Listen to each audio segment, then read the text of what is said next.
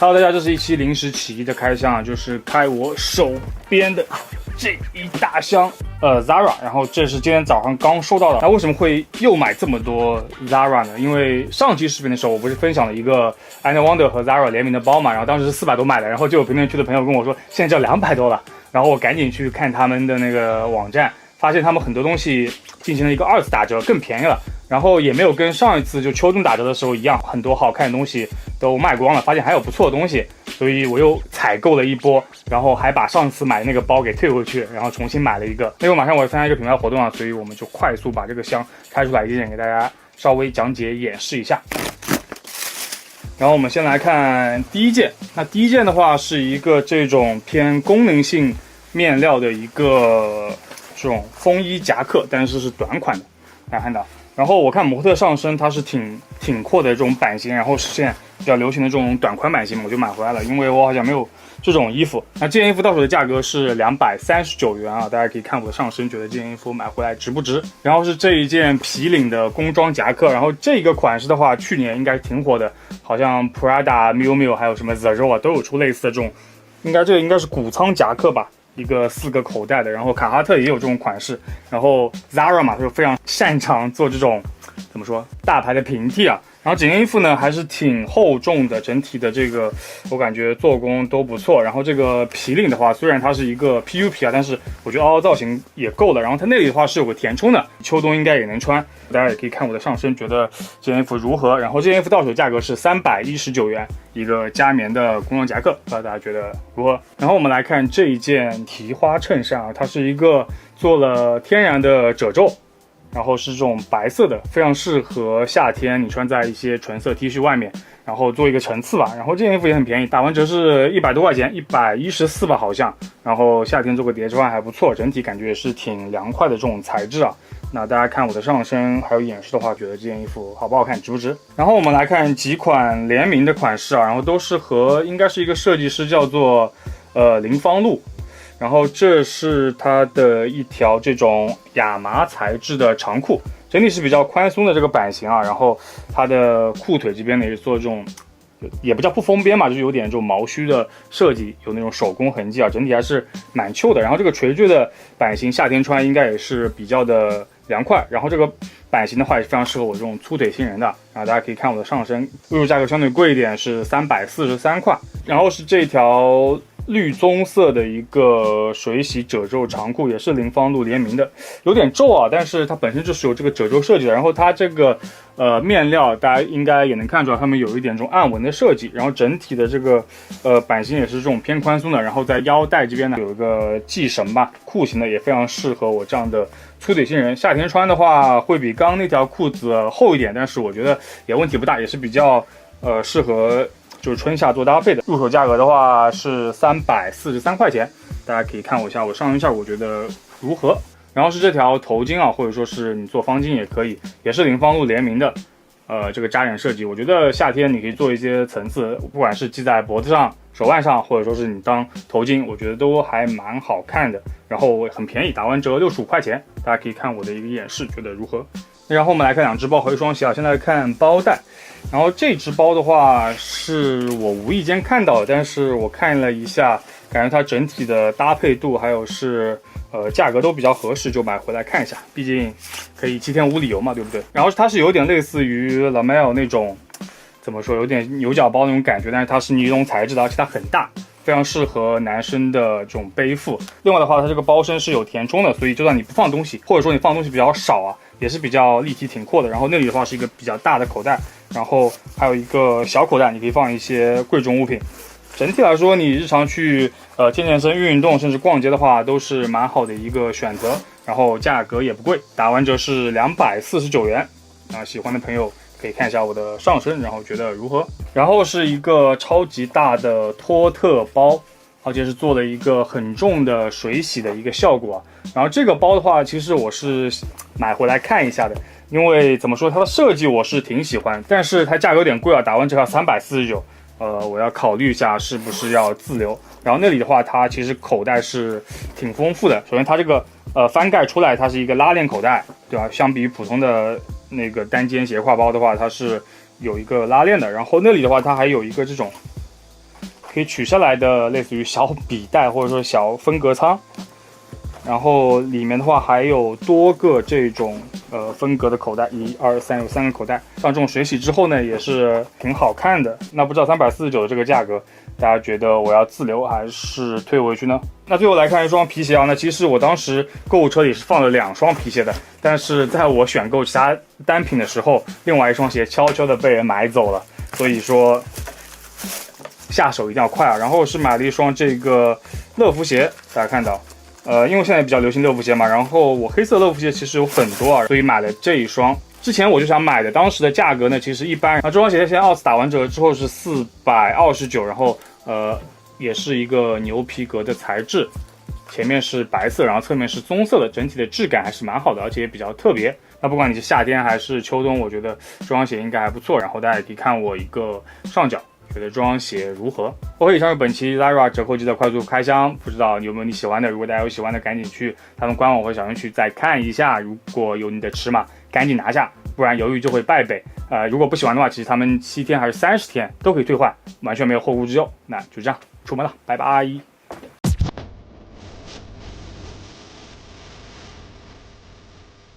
Hello， 大家呢，这期的话依然是购物分享。这期大部分会跟大家分享我近期入手的一些配饰配件单品，然后会有少部分的服饰鞋类。然后我们先来看眼镜吧。上次跟大家分享完眼镜之后啊，又买了2副，但都是在海鲜市场淘的，价格还都比较便宜，但是我觉得都还不错。一副是这个日本品牌999.9的一个 vintage 眼镜吧，年数比较长了一个墨镜，然后一副是这个 Oakley 的一个光学眼镜啊，然后2副呢都是那种比较老的款式了。另外的话，我都还没有去配相对应的近视镜片，所以先跟大家分享呢。先来看这副99.9啊，这副的话它是一个这种比较窄框的，然后是这种深红色的，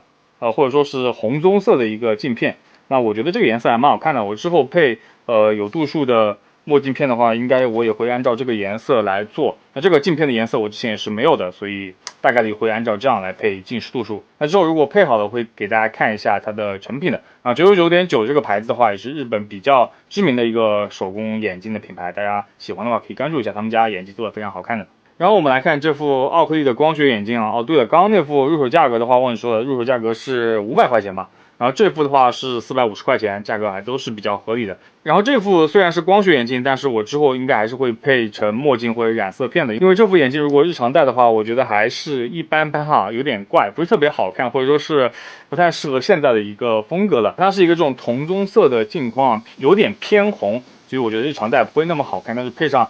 有颜色的镜片之后呢，我觉得整体效果会好很多。然后戴上去其实它还是蛮轻的，应该是钛的一个材质，然后也是美产的。然后整体来说的话，它也不是那种弧度很大的运动镜片，所以它的配镜的难度会低很多。不知道大家觉得这副眼镜要配什么颜色的镜片呢？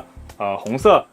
灰色、棕色还是墨绿色？那接着我们来手串啊，那先来看这一串黑色的话呢，它是大部分以黑玛瑙为主，然后搭配棕色的虎眼石，还有一颗天然的这种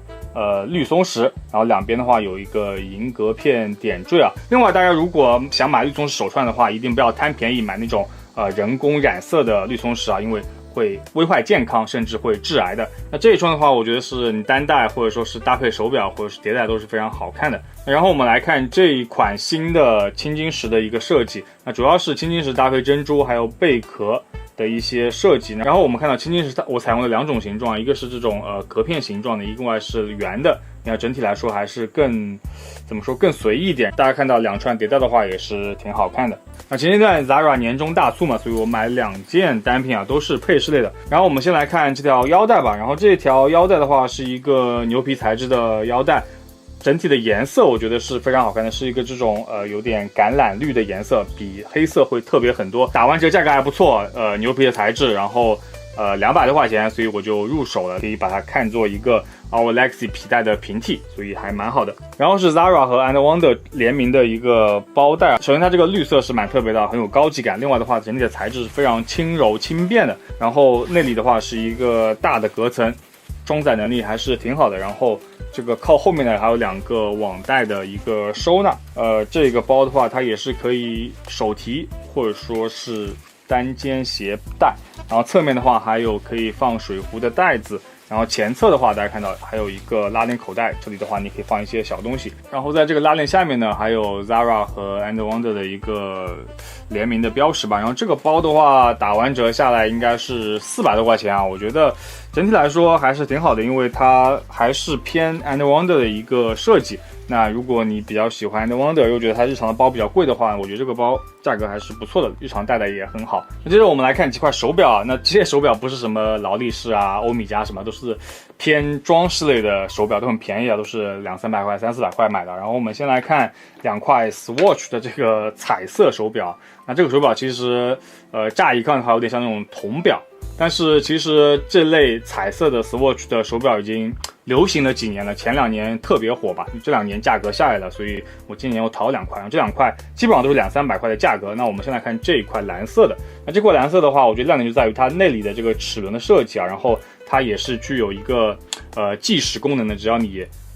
按一下，大家看到它就可以开始计时了，然后你再按一下，它就可以回复现在几点钟的一个状态。然后蓝色的话相对来说还比较的百搭，然后它侧面的话是一个粉红色的点缀啊，这个的话是199还是200块钱入手的。然后这一只的话好像是新款啊，是这2年出的，然后价格稍微贵一点，299还是250反正，然后也是一个还能显示日期的一个设计，那里的表盘，然后整体的这个粉色的表带非常亮眼，我觉得非常适合夏天的这个穿搭。如果你喜欢的话，可以去海鲜市场淘一下，价格都不是很贵。然后来看这一块吸铁城的一个 vintage 或者说中古的表，然后它也是一个潜水表的设计。然后我不知道它现在这个防水能力还有多少，但是当时的话它写的是可以200米以下的一个防水。然后比较有意思的点就是它的这个表盘这边还是可以旋转的，那这也是潜水表的一个基本操作了。那里粉色这一圈的表盘设计呢，也是我选的这个表的一个原因。然后这个表入手价格也很便宜，大概300多块钱吧。然后因为我比较喜欢这种表径比较小的手表嘛，所以我觉得夏天戴戴还是挺好搭配自己的穿搭的。那然后是这一块来自瑞士品牌 Oris 的一个 vintage 的中古手表。那这个手表的话，它是一个这种手卷，也就是说要手动上链的手表。那基本上你一天不上链它就会停掉的，所以你每天戴着的话，时不时给它这么转转上链上还是挺有意思的。然后这个表的话，因为有一定的年代了，所以它基本上也不防水啊，也不怎么样了，就是日常戴戴，然后时间可能有时候也会不准啊。然后这个表盘设计的话，也是我选择它的最重要的原因啊。然后像这种老的 Oris 的话，它有很多不同的好看的表盘，大家如果喜欢的话，可以去看一下。那最后一个手表是大家比较熟悉的卡西欧 G-Shock， 那我这个型号的话是GW9600，然后我不知道大家知不知道 G-Shock 有个比较经典的型号是6900啊，那我这边正好也有一块。然后这个6900的话就表径比较大，我夏天才会戴，秋冬如果穿长袖的话，其实戴这个手表是非常卡的。但是这个9600我觉得它的表径啊就相对来说是更合适一点，大家看到会比660小一圈，然后整个表的成色几乎说是全新的，所以我当时就买了。大概海鲜市场600多入手的吧，所以大家看到它的这个透明的表壳表带都没有发黄的迹象，所以成色是非常好的。然后这个表还有一个非常大的特点，就在于它这个表带是可以这样抽掉的。那这样的话，你就可以自己搭配表带或者 DIY 表带，装起来也很简单。另外的话，这块表的话是和世界珊瑚保护协会联名或者说是合作出的，所以按亮之后呢，它里面的灯的颜色也是有这个珊瑚的形状的。然后这个表带这边呢还有这个协会的一个英文名，所以整体来说还是非常有意思的一块老的 G-Shock。大家如果喜欢 G-Shock 的话，可以找找他们以前老的一些设计，都是非常好看、非常好搭的。那接着我们来看2双鞋啊，那这2双鞋的配色还出奇的一致啊。那我们先来看这双萨洛门吧。那这双萨洛门的话是 XT Whisper 最近的一个新配色，白银配上了这个赭石或者说棕红色，所以整体来说还是非常高级或者说是很有变数的颜色。然后夏天的话，因为你穿它比较单一嘛，然后你搭配这样比较亮眼的颜色，我觉得还是蛮好的。另外的话就是它侧面都是这种透气网格嘛，所以透气性也很好。而且 XT Whisper 的重量是控制的非常好，它复刻的时候也是把重量有意的把它减轻了，所以它的上脚会比 XT6、XT4 这种更轻。那如果你对鞋的重量比较在意的话，那我觉得 XT Wingspur 是个非常好的一个鞋型，大家可以关注一下。那这新配色也很好看啊。然后我们来看这一双来自索康尼和 Nico One 的联名的 Trainer 80X。那这双鞋我打开鞋盒的时候，其实就是眼前一亮的。整体来说，它这个灰色的长绒麂皮质感就很好，然后侧面呢，大家看到这种材质还是一个透气的材质啊，所以你在夏天穿也不会觉得闷热。另外的话，就是它这个鞋带这一块啊，采用的这种抽拉式的户外鞋上用的比较多的这种鞋带，还是非常有辨识度的。当然了，它是同时赠送了一副跟鞋身同颜色的一个常规的鞋带。如果你不喜欢这种抽拉式的话，也可以自己替换。那同时这双鞋还送了一个鞋带，然后这个鞋带上的字体啊，还有是整体的颜色配色都是很好看的。然后这个鞋带是采用的这种速干的网购材质，整体来说就是这2双灰红色的鞋款，不知道大家觉得如何？那最后跟大家分享一条短裤吧，这条短裤是来自一个日本品牌叫做 Finger In 啊，那这牌子也是一个成立不久的牌子，但是他们做的东西还蛮好的。那这是一条怎么说呢，一个双膝短裤，大家看到它这边也是做了一个双膝裤的设计，但是它很有新意的把双膝裤的下面一半部分它跟裤腿一样给裁掉了，所以它这个双膝设计呢只有一半。然后背面的话，它同样是有这个双膝裤的一些设计的，后面的口袋设计也挺有意思的。另外的话，它的裤长是那种偏5.5分到6分那个裤长啊，所以它整体上身还是蛮宽松蛮翘的。大家喜欢的话可以关注一下他们这个品牌，还不错。OK， 那以上就是本期购物分享，我是拉，我们下期再见，拜拜。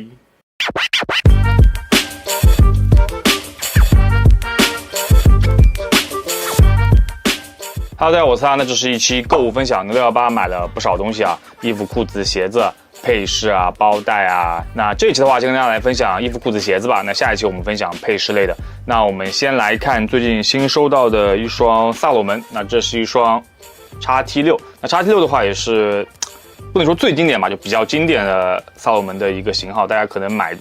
萨洛门的话也都会买这个鞋型啊。然后这是一个新的配色，叫做 Camel， 也就是说迷彩配色嘛。然后除了这个黑迷彩以外呢，还有一个白迷彩。我觉得夏天穿搭来说还是挺有意思的，因为夏天穿搭你的衣服裤子可选择的没有那么多嘛，但是你在鞋子上选一些相对来说比较跳跃或者说是比较有辨识度的颜色还是不错的。那大家如果想入手第一双萨洛门的话，那我肯定是推荐 XT6 的。那这一个迷彩配色 Camel 配色，如果大家喜欢的话，其实就是可以关注一下。然后我们来看这双拖鞋啊，是 X Sneaker 他们家自己出的。那 X Sneaker 是杭州比较知名的一个球鞋店。那拖鞋其实是每年夏天非常卷的一个品类吧，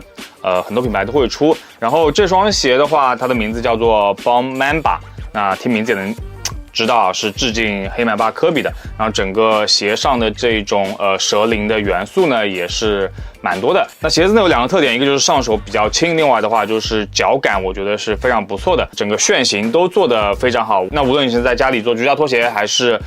出门穿，或者说你打完球穿，我觉得都还蛮好的。反正上脚第一感受就给我一个惊喜，然后价格也不贵，199，喜欢的朋友可以关注一下。那之后我们来看这双阿迪达斯的 Tokyo。那这双鞋的话已经是一个战损配色，大家看到上面的穿着痕迹非常明显。那为什么呢？因为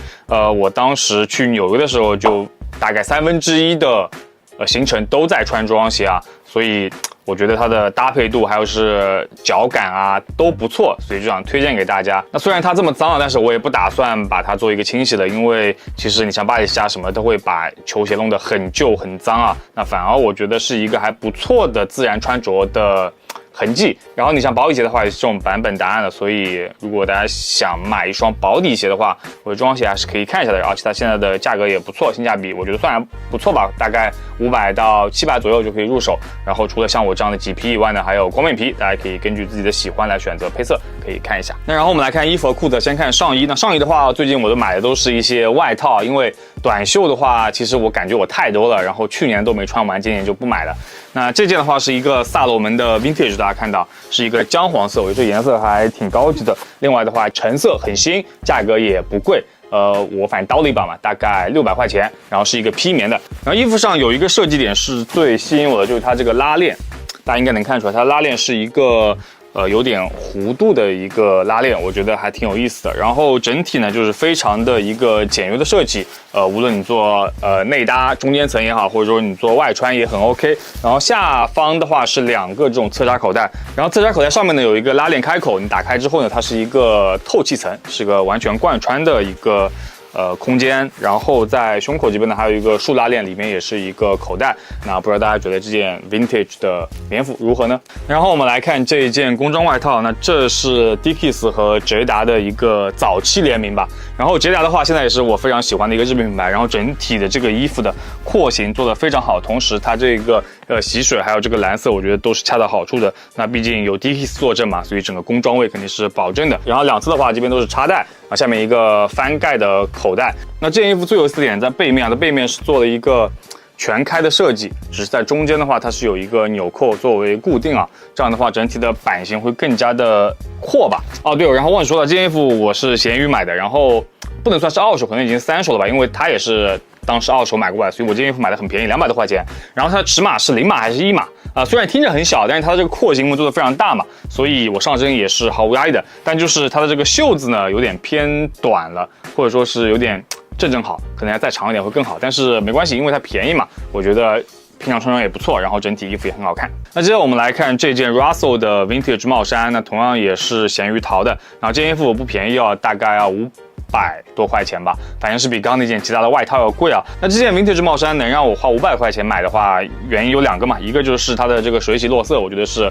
蛮漂亮的。当然它这个背后的这个颜色呢，其实有点像后做的，不太像是自然穿着的，但是无所谓吧。然后胸口的这个是我最喜欢的一个设计，或者说是痕迹吧，就是它 UCLA 的 UC 2个字是已经脱落了，但是它里面的痕迹还在啊。然后2个 LA 的刺绣的字母，就整体还是蛮有调性的啊。它的尺码的话，对我来说有点太合身了，我觉得如果能更大一点就好，但是没办法，只有这么一件，我还选择买下来了。然后作为内搭什么的，我觉得也不错。大家都能看我的上身。那接着我们来看3条长裤吧，先来看这一条，那这一条的品牌是这个名字，叫做 Hayden Sharps， 是一个冲浪品牌。然后我也是刷 Slam Jam。他们打折嘛，无意间看到的，然后我觉得它的设计还挺有意思的，就买回来了，价格也不贵，900多还是800多吧。整体的这一个版型是比较宽松的，但是我感觉我买大了1码，所以它的裤长就更长了。它本来其实应该9分裤来着，然后现在看着有点像9.5分裤。然后正面的面料的话是这种速干的面料，然后背面的话是采用了一个更绿一点的这种尼龙带有点光泽度的面料进行拼接。那同时在裤脚这边呢还有一个类似于这种雕花的设计啊，所以整体的这个设计还有是拼接感都不错。那当然牌子也比较小众嘛，我看他们Instagram 上其实很多单品还是更偏冲浪运动，像这种常规的单品还是比较少。那如果大家感兴趣的话，可以看一下这个品牌，了解一下他们有什么单品。那最后我们来看看牛仔裤吧，都是我这2年蛮喜欢的一个牌子，也是刚刚介绍过的捷达。然后这是一条黑牛，然后也是 S-Sense 打折，打下来可能1000多块钱吧。所以我就入手了。然后整条裤子呢，其实还蛮多亮点的。一个是它的版型啊，它版型是这种直筒带有一点 baggy 的感觉的一个版型。然后拉链这边大家看到是属于这种外露的一个裆部拉链，这设计还挺有意思的，就是之前在 Acroom 上也看到过。然后口袋这边的话也是磨毛不封边处理，然后在裤腿这边的这一个螺旋式的设计呢，是它一个比较经典的设计。然后背后的话，它其实也有个设计的，只是它是做了一个直线。另外的话，在两边裤脚都有这个翻盖的口袋所以整体还是很有辨识度的。而且它的面料的话也都是日产，所以面料也是很 OK 的。但是臀围还有是大腿围呢，我觉得相对来说有点不适合我吧，我穿就是还有点崩啊，所以一直留着吊牌想就是挂咸鱼出掉。但是裤子整体是一个不错的设计，如果反正出不掉的话，我就自己穿吧。那最后来看这条浅蓝色的水洗牛仔裤，然后它最大的特点就在于它膝盖处这边有2个超级大的破洞，然后面料的话是比较轻薄的，而且它的版型会比刚刚那条黑色的 baggy 非常多啊，所以这条裤子也是3码，但是我上身就是非常宽松，而且裤长也很长。这条裤子它的面料是比较薄的，我觉得夏天其实也能穿啊，因为它这个洞真的很大，真的穿上去以后会非常的凉快，所以这个设计就很好解决了夏天不能穿牛仔裤的难度啊。但这个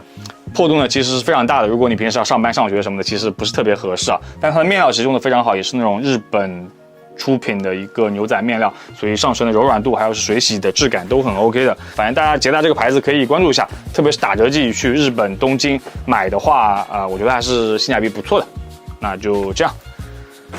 OK， 那本期要分享的鞋子、衣服、裤子都在这边了。那下期的话跟大家分享一些配件配饰。那我们下期再见，拜拜。